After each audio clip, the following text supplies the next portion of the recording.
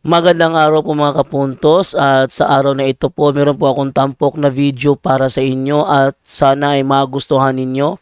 Kaya sa mga bago pa po sa aming channel, please po don't forget to hit the subscribe button at ang notification bell para maging notified kayo sa bawat video na ilalabas ko sa channel na ito. At bilang kahilingan po ng punto por punto team at naway maintindihan po ninyo, sana po wag nyo pong i-skip yung mga ads sa aming mga video.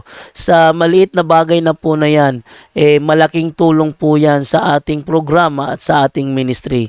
Sana po maunawaan po ninyo. Maraming salamat po, kaya wag na po natin patagalin. Simulan na po natin.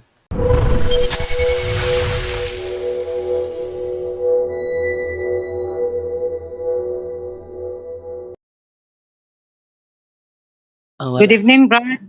Rajando, good evening. Okay, good evening, te. May tanong lang sana ako. Good evening po sa lahat. May tanong lang po sana ako tungkol sa pag-receive ng Holy Eucharist, yung Holy Host, yung Holy Eucharist. Ano, yung 'di ba pag-receive natin dapat with full reverence. Consider ba yun yung pag mag-receive ka ng Holy Eucharist na yung Holy Host na yung hindi mo good na na na, na i-take mo syempre i-chew mo yan, nguyain mo yan, 'di ba? Tapos pag nguya mo tapos at the same time matagal kasi yun na matanggal yun sa sa bibig mo. Tapos nag-pray ka na, i-consider ba yan na na nagkasala ka? Okay, Brother Angel? Hindi po 'no, kailangan talaga nguyain din po 'no, wala naman specific na turo ang simbahan. So, nguyain okey lang po 'yung kapatid. Wala na po. Excuse me. Ang nguyain tapos at the same time magpe-pray ka, it's okay ba yun? Anong certain prayer na sinasabi niyo po kapatid? Ay yung pag mag-pray ka ng yung act of contrition ganun, tapos at the same time naganguya ka ng sacred host. Ma-consider ba yan na without full reverence o nagkasala ka ba kung ganun? O nguyain muna tapos pagkatapos yung completely na wala na talaga sa bibig mo tapos saka pa ka nag-recite ng prayer. Okay 'no, ang ano natin dito, sabi rito, chew Eucharist or let it dissolve. So puwedeng una yung tanong kanina, puwede rin siyang ma-dissolve lang o matunaw sa bibig or puwede mo siyang i-chew 'no. Pero yung sinasabing yung mag-prayer pa, wala naman kasi yung act of contrition niyo po ginawa na natin yan sa pinakauna, yung penitential act, yung inaamin ko 'no, sa makapangyarihang Diyos at sa iyong mga kapatid na ako'y nagkasala sa isip, sa salita at sa gawa. Nauna na po yung kapatid. Tapos yung mga so, pagka Holy Eucharist, pagka tumatanggap na po tayo do'n, focus na tayo na tinanggap na natin ang ating Panginoong Jesucristo. So, wala naman exact na prayer na sasabihin mo 'no, kasi Eucharistic prayer na ginawa ni Father, and then kunin mo na lang, tanggapin mo na lang 'yun. And then may mga ibang prayer na wala namang exact na puwede ka na mag-personal prayer 'yun pagkaluhod mo kapatid or pagbalik mo dun sa upuan mo kapatid. Wala naman exact na yung simbahan na, habang chinu-chew mo kasi nag-ano ka na, nag-amen ka na, yun na po yun, na nandun na, kinain mo na ang body and blood of Christ kapatid. Wala namang sinasabing mag-act of contrition ka uli kasi ginawa mo na yun, yung penitential act mo. Community yun actually confession yun pangkalatan. Yung unang-unang pinapasabi ng ating mga kaparian after ng sign of the cross, and then 'di ba magsasabi na aminin po natin ating mga kasalanan para maging karapat-dapat tayo sa pagdiriwang. Tapos inaamin ko sa makapangyarihan, yun na po yun. kapatid. Pero pagkagaling mo ng receive ng Holy Eucharist tapos mag-kneel down ka, keep silent ka lang, hindi na yung recite ng mga prayers pa. Hindi, bali kung actually sa simbahan naman, pagkatapos na nun, pagbalik mo, pwede ka na mag-personal prayer. Kung gusto mo mag-account contritions, wala naman pong exact na turo ang simbahan kung anong gagawin after that. Kasi buo na po yun no? Kailangan, kaya nga lagi natin sinasabing hangga't maaari, nakapakinig tayo ng mabuo yung bago natin kainin ng ating Panginoong Jesucristo. Kailangan mabuo muna yon, lalo na po yung pinakamahalaga doon, yung tinatawag nating penitential act. Ano ba yun? Yung inaamin ko, I confess to Almighty God. Lahat mga venial sin dun po kasi doon na napapatawad po yun. Venial hindi po makakasama mortal sin doon. So yung mga venial sin, napapatawad yun. And then yung naman, siyempre, first reading, second reading, yung ebanghelyo. So nandun na po lahat yun So tapos i-receive mo na lang siya. Okay. Ngayon, personal prayer na lang kung gusto nyo later on pagkasubo nyo, mag-personal prayer na lang. But ang pinaka-importante po kasi diyan, kapatid, hindi po yung dasal Yung hindi na po kailangan yun kasi ang dami na natin dinasal, 'di ba? The whole mass So, yes, ang dami na. So, nandun na halos lahat, pati Lord's Prayer, yung Ama namin, no? Our Father. Ang pinaka-importante lang po lagi sinasabi na simbahan natin, ang pinaka-importante dyan, we'll make sure na karapat-dapat po tayo.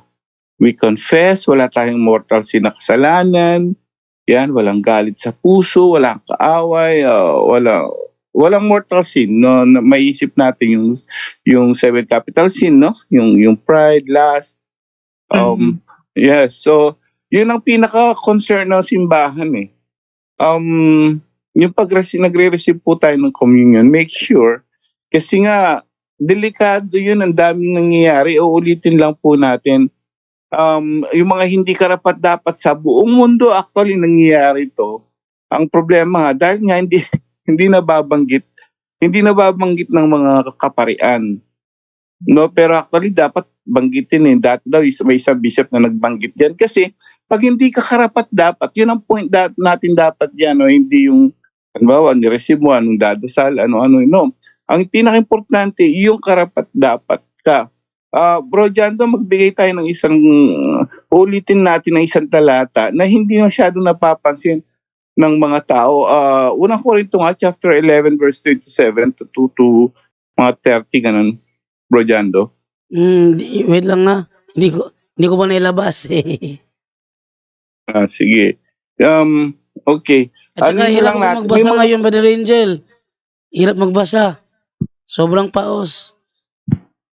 Hindi, nandyan, wala, yung magbibigay lang para mayroon tayong talata na tungkol sa communion na siyempre marahil ay may nagtatanong ano ba dapat dasalin. Ang simbahan naman wala naman siyang exact na after ng communion kasi dinasal mo na lahat and then personal prayer na lang kung pwede, no? Pero ang importante, ito po yung sinasabi kasi. Sabi rito, unang Korinto chapter 11 verse 27. Ito po yung banal na Eucharistia. Sabi rito, ang sino mang kumakain ng tinapay at umiinom sa saro ng Panginoon nang di nararapat ay nagkakasala sa katawan at dugo ng Panginoon. Yun ang main yun ang pinaka-main natin Now, let's make sure, mga kapatid na nakikinig ngayon, make sure wala po tayong mortal sin. Kasi the more na kapag may kasalanan ka, kumain ka sacrilege yun. So nadodoble ang kasalanan mo. Anong nangyayari? Sabi dito, kaya dapat siyasatin ng tao ang kanyang sarili bago kumain ng tinapay at uminom ng saro. So yun ang punto ng simbahan lagi. Siyasatin mo muna, kapatid, ikaw ba ay karapat-dapat? Bakit uli? Sapagkat ang sino mang kumakain at umiinom ng hindi, pinahahalaga ng katawan ng Panginoon, ay kumakain at umiinom ng hatol sa kanyang sarili. Imagine, nakakatakot pala siya. Pero makita mo sa simbahan, napakarami. libo-libo lalo na pag piyesta sa katedral, subo ng subo ng subo ng ostya. Yung iba, wala nag-uupisal, minsan live-in pa, contraception, ang daming masturbation, ang daming pornography, ang daming hatred, ang daming kasalanan, and then subo na subo ng ostya. Yun po importante doon dapat, no, bago kaysa doon sa ano ba yung panalangin ko hindi, o ano man, kasi mas marami na po, halos dinasal na natin lahat the whole mass po kasi. Bakit daw meron pa rito? Excuse, ano sabi rito? Ito ang dahilan, ito po nung pinakaano rito na hindi napapansin ng tao. Ito ang dahilan kung bakit mahihina at masasakitin ang marami sa inyo at may ilang namatay na. Kaya pala ang dami daw maraming may sakit ngayon. Tama, no po? Ang daming may mga sakit ngayon. Tama po ba? Sa buong mundo ngayon, lahat tanungin mo may sakit. Yung iba nga namatay na eh. Hindi kasal sa pare, sibil lang, subo na subo. Pera pa yung mga 7 deadly sin. Pera pa yung kahalayan, pornography, masturbation, contraception. Lalo na yung contraception, hindi masyadong inaano sa simbahan. So mangyayari doon, subo na hostya sila lahat. Halos, dami. Po. Mabibilang mo sa ano po yung ano eh, yung nangungumpisal. Pero pagdating sa pila ng communion, napakarami. Sobra, libo-libo na hindi naman sila nag-confess. And that's just a warning, no? Tayo po hindi nag-uusga, kundi tayo po ay nagtuturo lang, no, para sa kaligtasan ng tao. So yung po yung pinaka-importante, kapatid, yung siyasatin na lang muna natin sarili. Kaysa dun sa additional dasal pa ang gagawin natin, kapatid. Pero kung hindi ka karapat dapat, Brad, anong gagawin mo, Brad? Sa upuan mo, mag-personal prayer ka lang o Huwag ka muna magsubo. Bawal.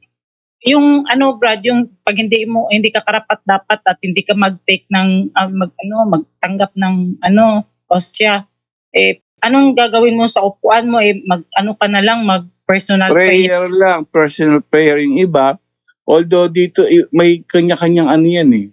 May iba't ibang ano yan eh, sa mga iba't ibang bansa. May mga iba't ibang ginagawa. Yung iba yuyuko lang, nagpapabless, no? Pero ang problema po kasi doon, hindi siya kompleto, yung hindi mo na-receive. Kasi bakit naging highest form of worship ang Holy Mass? Kasi nandun po yung po yung pinaka-solemn part dun eh. Yun ang pinakamahalaga dun eh. Yung you receive Jesus Christ mismo. No? Yung body and blood of Christ mismo. You receive Him. Sobrang holy niya. Kaya sabi ni Apostol Pablo, dapat karapat-dapat talaga. So, wag na lang hanggat sa makapag-confess, general confession. Yung iba ang problema kasi yung makasalanan, hindi katulad nga ni Brother Dance kanina, totoo yun. Napakaraming kasalanan ng tao na akala nila normal lang, no? Pero may mga feng shui, yung mga kung ano-ano, occultism pala lahat yan, albularyo. And minsan naiisip ko, napakarami pala kasalanan ng tao. Tapos yung mga bago nakakarinig ngayon, alam ko na nare-realize yun. Ang dami pa na natin kasalanan, no? Bakit? Kasi kulang sa pag-aaral. So ngayon, napakaswerte natin. Actually, hindi lang yung mga manonood, kami rin, no, na natututo rito. Napakarami palang kasalanan ng tao, no? Ayan, no? So let's examine our conscience, and then lahat po yun, ikumpisal natin yung mga natutunan natin sa punto por punto. Kaya napakahalagang i-share nyo po ito. Yung punto por punto, napakaraming kasalanan mo pala, ikaw nakikinig ngayon, na lahat ng tao sa buong mundo, napakarami mo palang kasalanan na hindi mo nare-realize. Yun lang, contraception, nakala ng tao normal eh. Birth control, akala normal. Ang dapat talaga sa simbahan po dahil sa birth control, napakaraming tatamaan ito. Ang dapat lang po talaga nung calendar method lang eh. Pero lahat ng halos tao ayaw mag-anak. And that's mortal sin daw dahil binasa ko sa para kang noon. May tawag dun eh, yung abortifacients, para kang nagpapa-abort indirectly kasi inaano mo yung birth control, kinokontrol mo yung birth ng tao eh, which is not natural from God. So, anong gawin mo? Pag hindi ka rapat dapat, wag na lang. Kasi sabi, pagka sumubo ka, magkakasala ka lalo. Yun po yung sagot ng kapatid. Tapos kaya yung iba nagkakasakit, yung iba namamatay pa. Yun ang warning ng simbahan, kapatid. Wag na lang, examine our conscience, make sure, no, we're living in the state of grace, kapatid. Okay. Thank you, Brad. Okay po, salamat sa Diyos.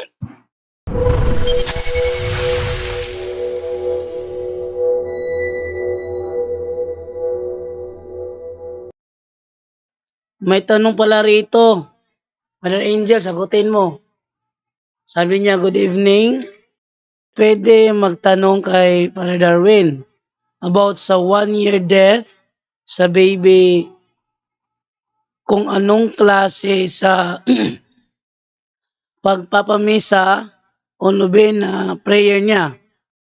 9 days ba talaga? Pabor lang po, bro Jando, please, salamat. Brother Angel, hirap talaga. Wala ka na boses, bro. Kailangan ng pahinga. Pahinga sa debate Mm. sa araw. So, okay, ang turo ng simbahan po is novena, no? Novena prayer. Pero novena prayer, pero yung pagdating dun sa sinasabi nyo, death anniversary, ang turo po ng simbahan sa atin is you need to always pray for the soul of our departed loved ones. So, yung novena, okay lang po yun. Pero, walang exact sinasabi dapat 1 year lang, 1 year lang, no? Hindi po gano'n. Dapat 9 days lang, no? Continuous prayer po ang turo ng simbahan. Meron din pong Gregorian masses na tinatawag na 30 days. Yun, isang turo po yun na napakahalaga daw uh, sa kaluluwa ng mga kamahal natin sa buhay. Yung everyday mo siyang pamisa for the whole month, no? Yun ang turo ng simbahan sa atin. At hindi lang po yung novena para sa kanya, pero actually the whole year mong buhay na habang nagdadasal ka, you have to pray for them. At kung may pera, may budget, always include them, no? For mass intention, kapatid. Yun ang turo ng simbahan. Walang exact na 1 year lang, 9 days lang, o 40 days lang. Walang ganon. Yun parang naging traditional na lang ng mga na 40 days ko, pamimisa ko, okay lang po yun. Hindi po masama yan. Chiye ko yan sa Catholic Answers. It's not a sin, pero ang turo talaga sa simbahan po, pamisa talaga siya kahit everyday mo, ilagay mo sa pamisa, kapatid. 9 days kung gusto mo, okay lang din po yan. But ang pinaka-importante, mas maganda isama mo lagi siya sa prayer mo, kapatid. So wala yung days na yan. Ano na lang yan, naging tradition na lang po yan, kapatid. Ang importante, let's always keep praying for all our departed loved ones. Kahit alam mo masama na siya, i-pray mo pa rin siya. Kung may pera, isama sa mass intention. Yung pwede talagang turo ng simbahan, wala naman exact na araw, 9, 40, or 1 year. Yun po sagot, kapatid.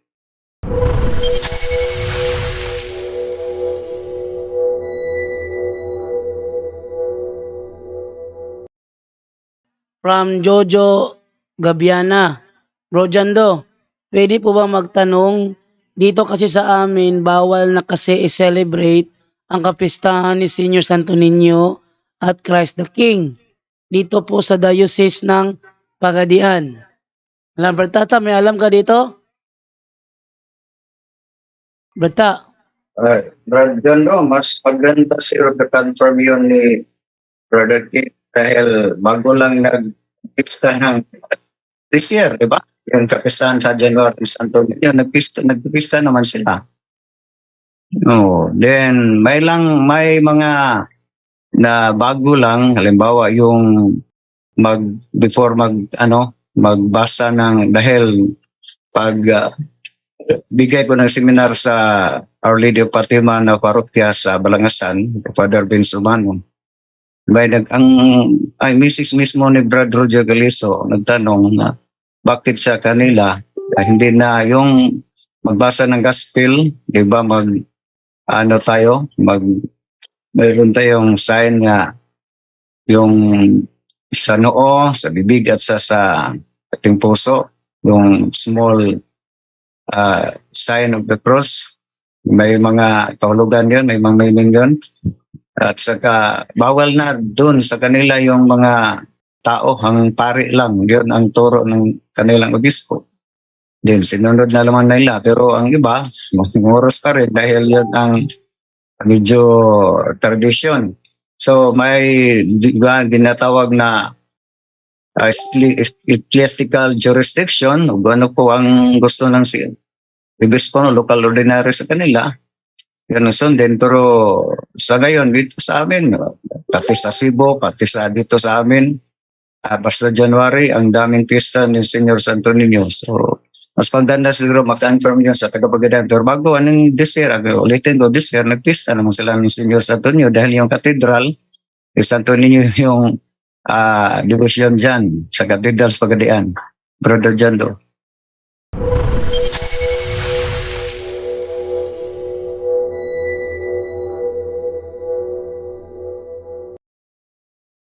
Bro Aljan. Yes, bro, Angel. Yes, idadagdag lang po natin kanina yung ano ba yung daw yung magandang prayer after receiving communion, no? So actually wala naman sinasabi sa atin yung mga ano, pero dito sabi i-check niyo po sa internet, may mga prayer na sinasuggest dito after receiving Holy Communion. Sabi rito, pwede mo i-pray na dito ang pinipray dito yung soul of Christ, sanctify me, yung anima Christi. Pwede yun. Pagka na-receive mo, soul of Christ, sanctify me, body of Christ, save me, blood of Christ, inebriate me. So, pwede daw po yun. Meron pa rito na may mga ibang Eucharistic prayer din po, and then you can use the personal prayer. Dito, I thank thee, O Lord my God, for thou hast not rejected me as a sinner, but hast made me worthy to be a partaker of thy holy things. I thank thee for thou hast permitted me, the unworthy, to commune of thy most pure and heavenly gifts. Ang gagawin niyo po rito, pwede niyo islas. What do you pray after communion? I-check niyo po sa internet. Islas niyo, and then pag nasa misa na kayo after Holy Communion, pwede niyo pong to. Pwede niyo, ako ganun pati yung act of contrition, medyo minsan mahirap pa i-memorize, no? So, ito, bibigyan ko ng idea. What do you pray after communion? Sasagot po ang Catholic answer dyan. And then may mga malilate na prayer dyan. So pwede nyo pong i-slash nyo, ilagay nyo sa photo.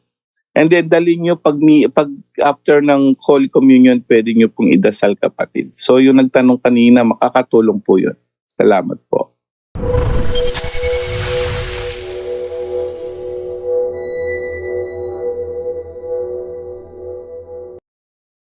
Ayan, so thank you so much, Brother Angel Santos, sa inyong kasagutan. At humihingi po tayo ng dispensa, no, Brother Janlo. Pero ngayon po, okay na po, no? So, ito dako tayo sa katanungan dito sa loob ng Zoom, Brother Helda Gilias. After mute po, sister. Hello po, good evening. Yes, good evening po, sister. Pwede po maka-request po, open cam po tayo kung maaari. Sige po. Dali. Magandang gabi po sa lahat po ng mga ka-brothers namin dyan, at salamat din po sa mga narinig ko ngayong gabi na sobrang amazed and sobra talagang nakakatakot.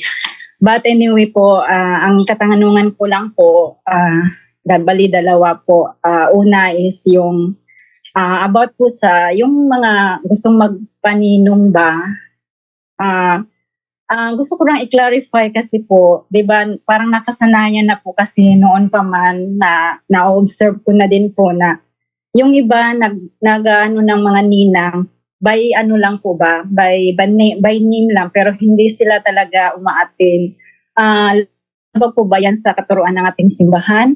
At nakakasala din ba ako pag nag-ano po ako sa mga request nila, kasi kumbaga ang prepare ko lang kasi talaga is mas gusto ko yung personal. So may naririnig din po kasi ako na parang tinatanggihan daw yung ano ng angel ba, or yung ano ng baby.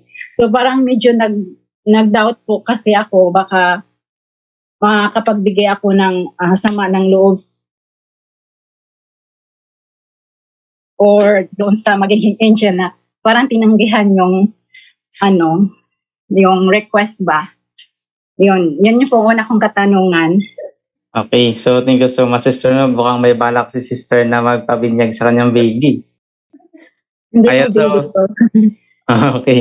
So, ayan, no? Sasagutin po yan nating kapatid dito. Brother Angel Santos. Ang unang tanong niyo po kanina is pwede bang parang proxy, no? Opo, parang ganon. Pwede po 'yon, kapatid, sa proxy. So, inano ko na 'yun, sinerge ko na sa Catholic Answer. So, pwede po daw ang proxy, walang problema. May mga certain ano lang na hindi pwede. Okay, sa mga nakikinig ngayon, no, mga additional information to. Dito sa Code of Canon Law natin, no, at saka sa 872-874, no. Ito yung tungkol dun sa mga sa mga magninong, bawal na bawal po yung live-in. Okay, ang tawag dun sa another term is cohabitation. What is cohabitation? Ibig sabihin yung may nakikipagrelasyon sa isa, may karelasyon ka sexually na hindi po kasal. Yun po ay bawal. Yung iba hindi masyadong bakit nakalusot to? Bakit nakalusot yun? Of course, kagaya na sabi natin lagi, busy si na father, yung mga nag-aano lang, nasa opisina. So, hindi masyadong yan eh. Hindi masyadong na-address yan, hindi masyadong natatanong. Nalulusot tuloy. Hindi lang natatanong kung ikaw ba'y live-in o civil marriage lang. O kaya lalo na yung ibang sekta pala, na dati may nagtanong yung ibang sekta, bawal po. Why? Pwede ang ibang sekta, ninang ka, ninong ka, pwede ka maging guest lang, bisita. Hindi ka pwede magninong-ninong dahil wala kang maibibigay na turo sa bata. Kasi ikaw mismo hindi naniniwala sa sacrament of baptism, ang Catholic Church, wala kang faith, kumbaga sa Catholic faith. So yun po yung mga bawal at hindi bawal, kapatid, no? Yung sinasabi mong proxy, pwede ba? Yes, pwede naman po yun. Pero obligasyon pa rin natin kung kailangan natin, we're the second parents, no? Na ano ba obligasyon ng mga ninong-ninang, yun, ituro po, no, sa bata. Kung wala si nanay, si tatay, hanggat kaya, although hindi naman nagagawa yon, ituro po sa kanila, no, yung pananampalataya natin, kapatid. Yun po yung sagot, kapatid. Okay, thank you po, na malinaw naman pala. So, medyo na po yung guilt ko. So, pwede ko lang pala yung bawiin yung request na kahit pangalan, gawin na lang po niya yung pangalan ko kahit hindi man lang ako naka-attend. Pero alam ko naman po yung responsibility ko as a magiging ninang kung sakaling So, Nabasa ko na yung requirements doon sa proxy. Mayroon pwede po yung proxy. May tawag talaga. Yung exact term nila sa Rome, proxy talaga eh. Sa Vatican. Proxy po talaga, proxy. Meron po, pwede po yun. Hindi lang pwede yung ibang sekta, tsaka yung mga mga live-in, at tsaka live-in civil marriage, hindi po pwede magninang. Yun po. So, kailangan po talagang nasa state of grace po talaga yung magiging. Of course, oo. Dapat may alam ka kasi nga dahil pagka although hindi naman lahat, nakakayanan lahat yan. But yun po kasi kaya nga godparents you're the second parents na dapat ikaw bilang ninong-ninang, obligasyon natin lahat yan. Although siyempre hindi naman natin nagagawa lahat. Obligasyon talaga natin. Make sure, ang kukunin nyo, Katoliko, okay? Kahit proxy, okay lang po. Katoliko, and at the same time, kasal po sa simbahan. Yan, para malinaw po sa lahat. So ibig sabihin po yung kasing nag-aano sa akin na magpapanina hindi rin po sila kasal parang live-in lang din po sila Okay. Bawal na bawal po 'yon, hindi lang napapansin ng mga siyempre mga trabaho sa simbahan, but pag tiningnan mo po yung batas yung batas talaga ng simbahan sa godparents, bawal po 'yon kasi bakit? Anong ituturo niya? Magtuturo siya anong ituturo niya sa bata na pwede mag-live-in. So, siya mismo hindi niya mai-correct yung niya no? Pagdating sa faith niya. Yes. So wala pong ituturong maganda yon. Kaya bawal po talaga yung kapatid, hindi lang napapansin ng mga ano. Sa mga, kahit tingnan nyo sa Code of Canon Law about godparents, bawal na bawal po yung kapatid. Brother Angel, Yes bro, brother. may dito sa amin, hindi lang sa pangalan ng Katoliko, dahil may mga magkuha ng nitong atinang na bawal yung itong sekta, pero yung ibang kinuha Katoliko, pero yung Katolikong secret agent, ibang ibig sabihin yung secret agent, yung hindi makita sa simbahan, pagkangan lang Katoliko. So, isa sa mga advice sa ating mga kababayan, kung kuha tayo ng ninang o ninang sa ating bilang second parents, yung active din sa simbahan at may alam sa ating doktrina. Paano niya ipangaral yung bata na bilang second parents, hindi niya alam yung doktrina natin. So yung active sa simbahan ang mga advice din sa amin dito. Yes, buti nga po dyan eh, no? So, pero halos lahat ng mga ano, simbahan sa Pilipinas tsaka ibang bansa, hindi na masyadong inaano yung ganyan eh. No? Pati nga pag lay minister eh, nung lay minister ako, ganun din, hindi ni-screen. So, may nakakalusot. Pero at least may punto por punto, nag-aaral po talaga tayo dito, no? Ang dami. Open naman yan sa internet lahat eh. Ako sinesearch ko mabuti kung ano yung ano. So may mga batayan po tayo dito sa mga aral natin hanggat maaari. Okay po. Kay Ah, Brother Helda? Sister Helda?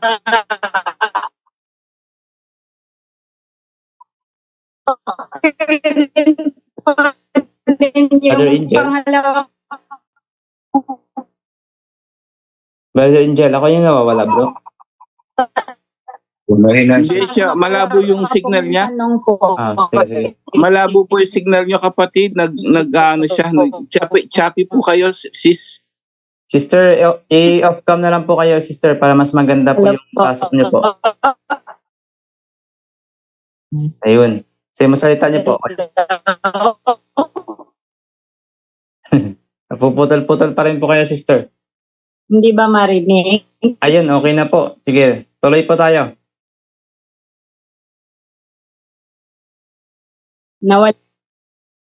Hmm. Sige. Sige po. Bali po ang question ko po kasi naalala tapos nung ano kasi nung bata pa kasi yung parang kulam tapos ako ng parang walang buwan ata ako sa ospital tapos yung mga doktor wala na talaga silang na finding sa akin kaya yung tatay ko kasi is a minister dati tapos hindi kasi yun naminiwala talaga sa yung mga hanggang gamot kaya talagang maingat talaga siyang lumapit sa mga ganyan. But meron talagang nakapagsabi sa kanya na subukan mo lang tong lapitan. Sabing gano'n na kasi itong tao na to, isa siyang yung parang 50-50 na din yung life niya noon. Isa siyang kapitan doon sa amin sa Sogod, Southern Leyte. Tapos parang nagkaroon siya ng pangalawang buhay at nagkaroon siya ng parang niya sa inoffer niya yung second life niya na parang makatulong siya sa Tapos nanggagamot po siya na wala talaga kahit single cent na hinihingi. At kung maibibili kang ang ibibigay sa kanya, malalaman niya, ipapabalik talaga sa kanya. So totally talagang yung paggagamot niya is talagang offer niya to God na gawin niya to sa ibang tao ba, sa hindi nanghihingi ng kung ano-ano. So, iyon po ba is, yung may po ba yun? Hindi ba yun mukhang occultism or Pero nagamot talaga niya ako as in. At saka yung mga pag-uwi ng paggamot niya sa akin is, yung through the kanabitang words of God niya, ibaba doon sa tubig. Tapos yun yung iniinom ko. Tapos nag-iinsinso siya. At saka, inaano ako doon sa maputi na kumot. At saka, alam mo ba, may lumalabas talaga sa akin mga insekto. Pero, yung mga words na ginagamit niya is talagang biblical naman. Yun pa ba, okay lang yun? Tanong ko lang po. Okay, so mukhang may pag-spiritual po yan. So, Brother Tata Rosal? Yes, parang si Reverend Aldalo na yun siya. Kay Jolie Match. Hindi po siya, may panyo puti, at saka so, mas maganda ay pasagot natin ni Brother Wendell, Brother Jan, nakapasagot Brother Wendell. Okay. Brother Wendell, good evening po. Good evening, bro, at sa ating kapatid na si Sis Helda Gilis na nagtanong. Kung maalala niyo yung pahayag ni Father Nonit Ligaspi, yung dapat lumayo na halimbawa yung mga sinabing biglang nabuhay, namatay na sana pagkatapos ng gamot, yung nagka-aksidente pagkatapos ng gamot. Oh. So sa Catechism of the Catholic Church, all forms of divination. Ano daw? All forms of divination. Hindi sama all forms. Catechism of the Catholic Church 2116, 2117. So balikan muna natin si Father nun. Kung sakasakaling matunghayan mo na si albularyo ay galing sa lipi at lahi ng mga manggagamot, umalis ka na. Kung siya ay may mga kamag-anak na nanggagamot din, umalis ka na.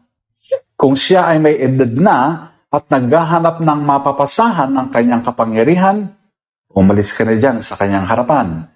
Kung siya ay may mga salitang sinasabi habang nanggagamot sa lengguwaheng di mo naunawaan, umalis ka na.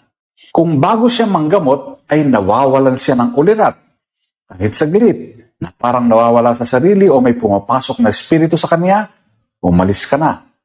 Kung mayroon siyang sinusulat sa papel na mga salita at ito'y binibilot o hindi kaya itinatapal sa balat ng pasyente, kung minsan nga isinusulat ito sa salompas, pagkatapos ay yun ang itinatapal sa sakit, umalis ka na.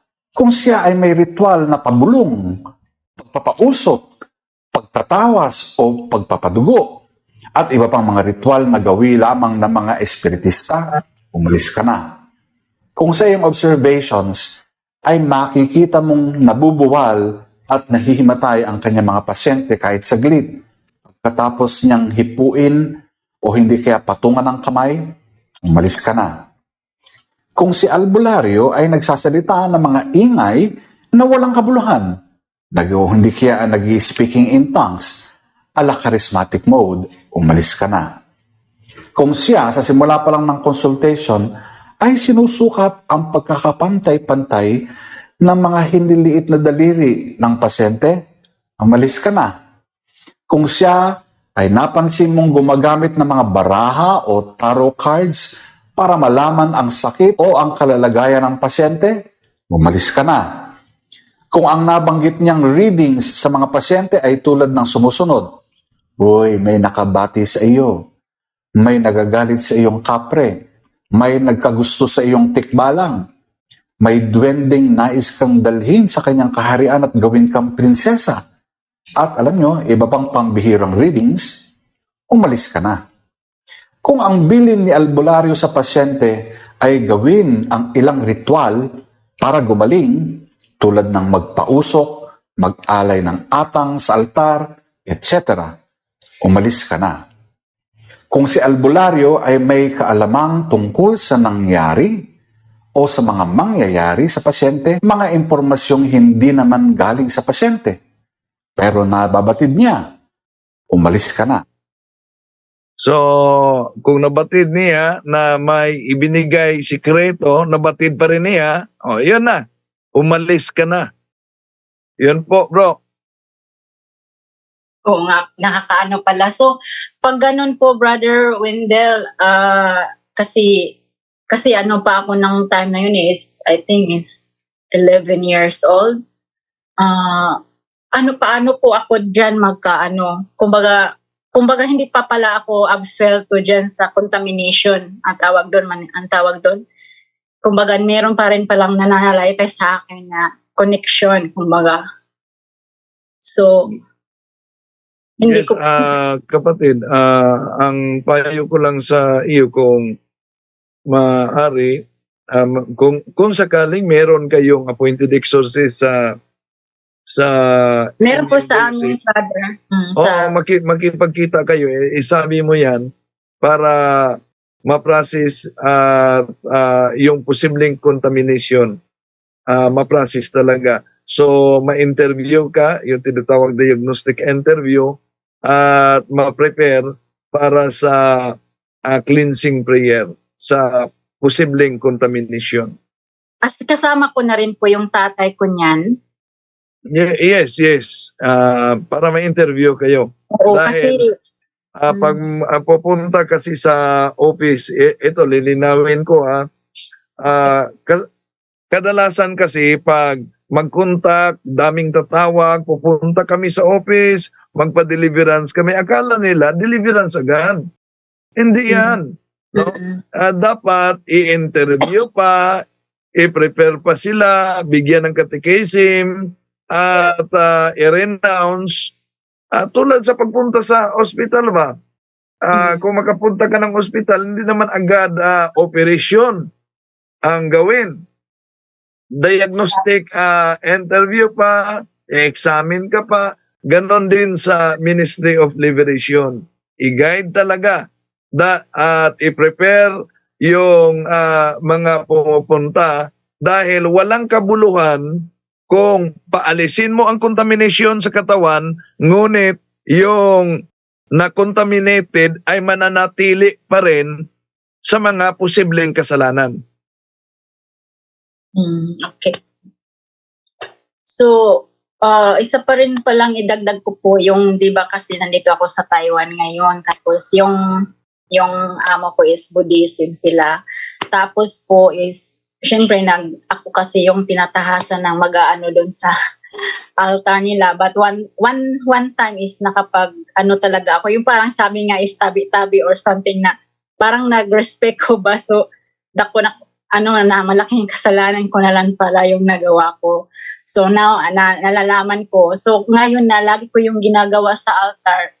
Pakiramdam ko kasi parang may ibang ibang nararamdaman ba na hindi ko mawari. Tapos, pag lagi ko yung ginagawa is, hindi ba ako niyan or something?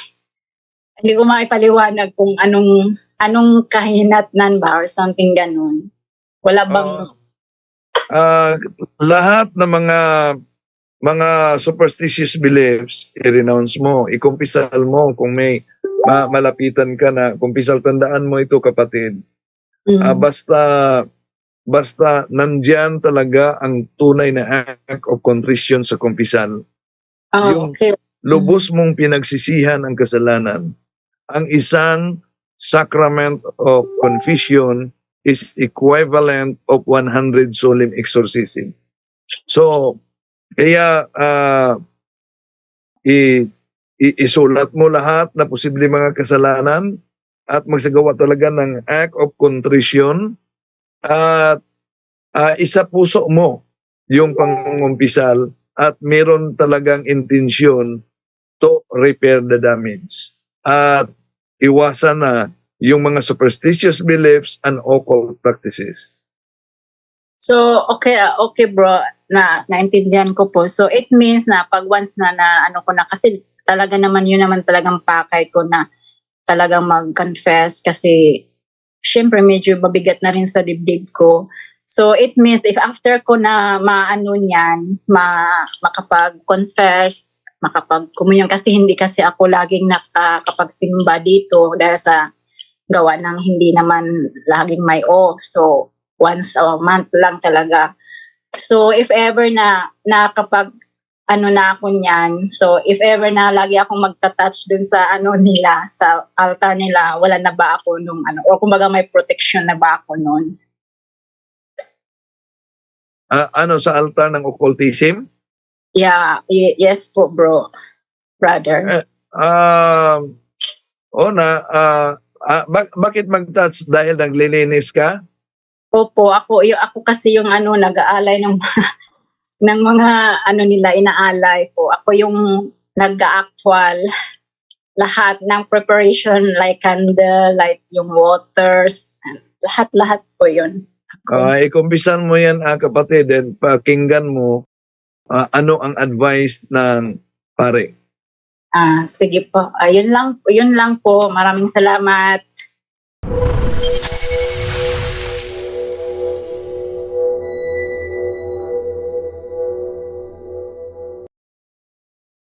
Magandang gabi po, Yes. brother, saka sa lahat ng management ng Puerto Punto. So, kapatid po ako ni Ate Hilda. Ayun yung sana itatanong ko po. Apo.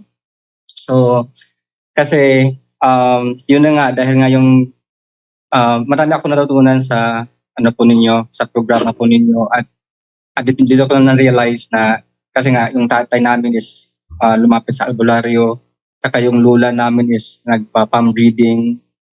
So, lumaki po ako na may third eye. So, nung maliit pa ako, nakakita ko ng mga spirits. And yung last ko nang kita is nung college. Kasi yung malaking anino talagang kinukuha na yung katawan ko. I think it's my soul kasi feel ko lumipad na ako eh. Parang naglabitit na ako. Pero na-fight ko yun by praying Amahan Namo, our Father. So binitawan niya ako. And then sinabi ko yun sa tatay ko. So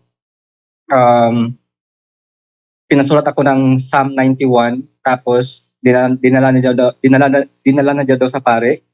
Pinabless niya daw. Tapos pinapakain sa akin yung papel. So na yung blessed paper with the prayer of Psalm 91. So after naman nun is hindi na ako nakakita, but I still can feel, no, kasi I'm always attacked during my dreams, and yung palapit na akong matulog, so I will always feel sleep paralysis, and I always fight it by praying the Our Father and Hail Mary, and I think I'm still on the process, but before I am slave to yung tawag ng laman. So I'm very slave to it. And just lately lang dahil pag-attend ko ng mga retreat. So I'm doing confession doon sa mga ginawa kong grave sin, mortal sin. And I try to renounce myself meron kasi akong dalawang ng image ni Mama Mary tsaka ng Sacred Heart of Jesus. So, ginawa ko yung renouncement sa sarili ko. But nung ginawa ko yun, sobrang bigat ng katawan ko. Yung balikat ko, nung last ko na, I forgot the exact line. Basta I renounce Satan is, ano ba yung sinabi ko? I renounce you, Satan, all your evil works, any evil spirit of lust in my body. So yun, nung nirenounce ko yun, ang bigat talaga ng balikat ko. So yun, pero after nung renouncement na yun, so I do rosary every morning and every night, tsaka yung Friday nagpa-fasting po ako, tsaka yung 3 rosary to fight it. So nakita ko naman na mayroong improvement, na yung tawag ng laman medyo hindi na masyado, nag-mellow down na siya. Tsaka yung attack during the night, medyo wala na siya kasi ginagawa ko din yung consecration to Mama Mary tsaka yung Sacred Heart of Jesus. So, yun lang. Ang tanong ko lang is, kailangan pa ba akong pumunta ng pari na exorcist para talaga dun sa proper cleansing and all?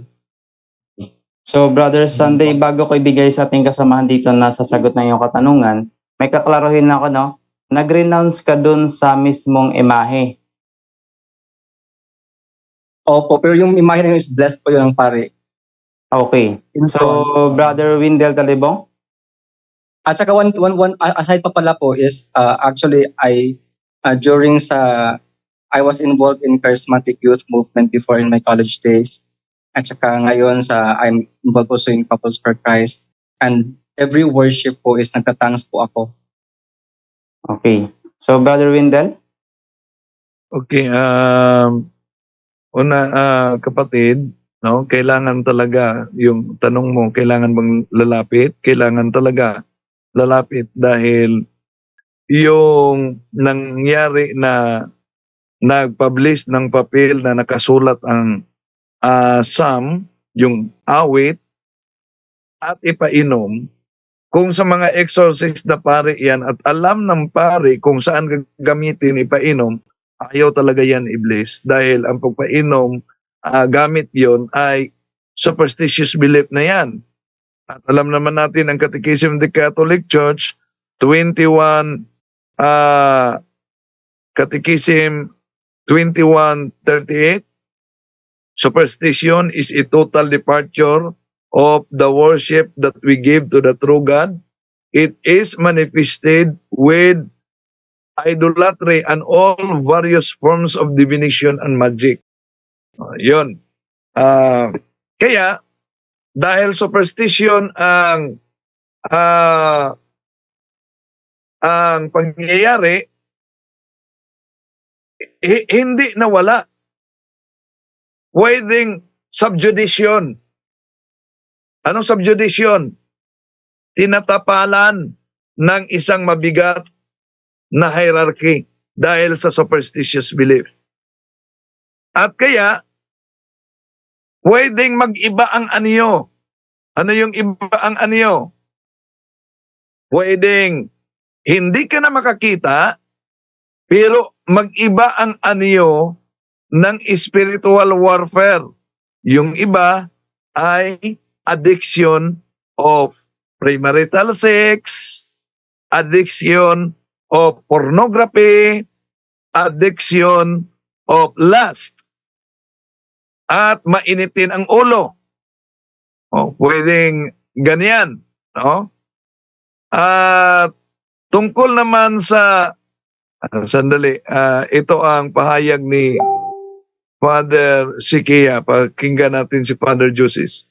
Actually, if you use any kind of charm to gain good luck or protection against bad luck from another religion, you're actually already allowing the spirits of that religion to come into your Catholic faith.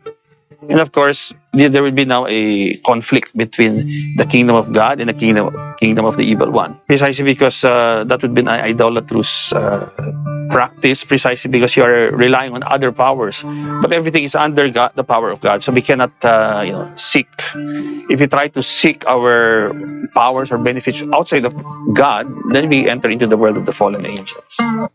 Yon ang pahayag. Basta may halong superstitious beliefs. At tungkol naman sa speaking in tongues, ay malinaw naman yan. Paulit-ulit nating pinarinig sa inyo yung eksperto mismo, si Father Nunit Legaspi, isang exorcist. Muling pakinggan natin siya. Why they even have the workshop on tongues. They look at this as a very essential element experience of the gift. But this is not really Catholic at all. So what you're saying is what happens when they do those things, it's a different kind of spirit that comes. It's not the Holy Spirit. It is not easy to just give that statement right off. No, why? Because of course when you are in that particular prayer context, because that is what I'm going to share, about in my time during the conference that we have now. I am going to speak about some of my learnings with regards to demonic intrusions into these prayer communities, particularly during the seminars. When we have this baptism of the Spirit, the so-called baptism of the Spirit, the first objection is always this: Catholics, we already have received that. Iyon ang sa dagdag niyang paliwanag sa baptism of Holy Spirit. Now, ayon kay Father Chad Referger, merong isang grabing demonic possession na na-experience sa isang demonyak na nadala sa kanya, yung babae na humingi ng gift of tongue. Oh? The worst case of possession that I ever had was a woman who asked for the gift of tongues and she got it. So, yun ang pahayag ni Father Chad Referger. Kaya, yung tanong mo, nakatulong naman yung ginawa mo na devotion, consecration. Pero, kailangan talaga, kapatid, na makalapit kayo sa Office of Exorcism para mag-guide kayo sa case officer ng naturang office. Taga saan ba kayo na diocese?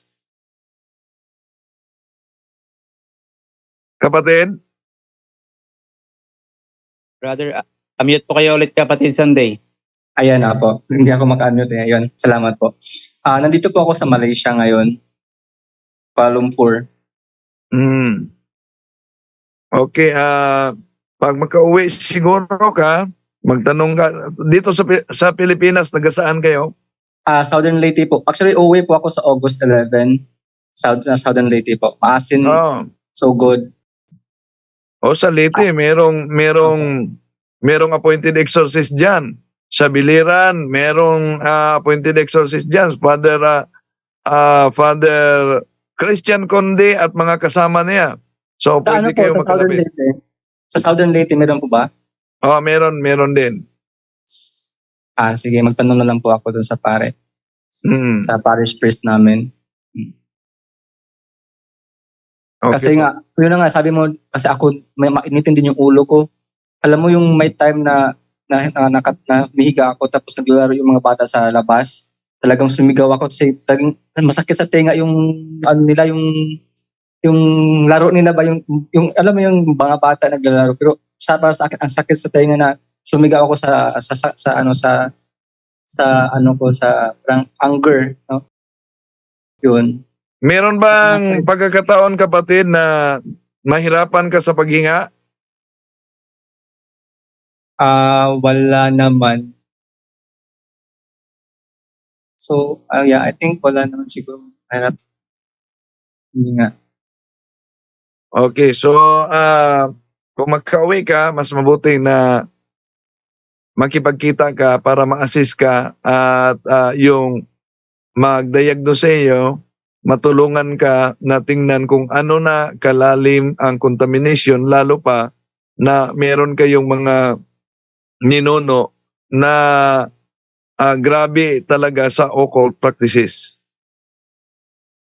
Opo, so yun. Kasi yun talaga yung balak ko na tumingin talaga ng exorcist priest. Kasi nga yung ginawa sa akin nga, hindi nga yung proper way of cleansing yun. Though I'm ang tawag nito, malakas yung faith ko tsaka yung talagang dinodouble type yung prayer life ko kasi nga yung damdam ko yung attack ng devil. Hindi man doon sa yun na doon ako inatake sa sa tawag ng laman na hindi ko kontrolado before. But nitong ginagawa kong devotion, mas na-overcome ko na siya. And I know it's a work in progress. Okay. Gawin mo Salamat yung cares din, confession, adoration, rosary, Eucharist. At yung fasting every Friday. Yun, kapatid na Sunday, okay na po ba? Hello, ayan. Opo, so ginagawa ko po yung cares na yan. So yung every Friday nagpa-fasting po ako na walang pagkain. Kakain lang ako ng morning tsaka evening. Yung skip lang ako ng lunch, tas yun nga, i-pray ko yung 3 rosary tsaka yung yung Divine Mercy. So yun po yung ginagawa ko ngayon to fight yung yung oppression. Okay, patuloy yan kapatid, makatulong yan. Salamat po.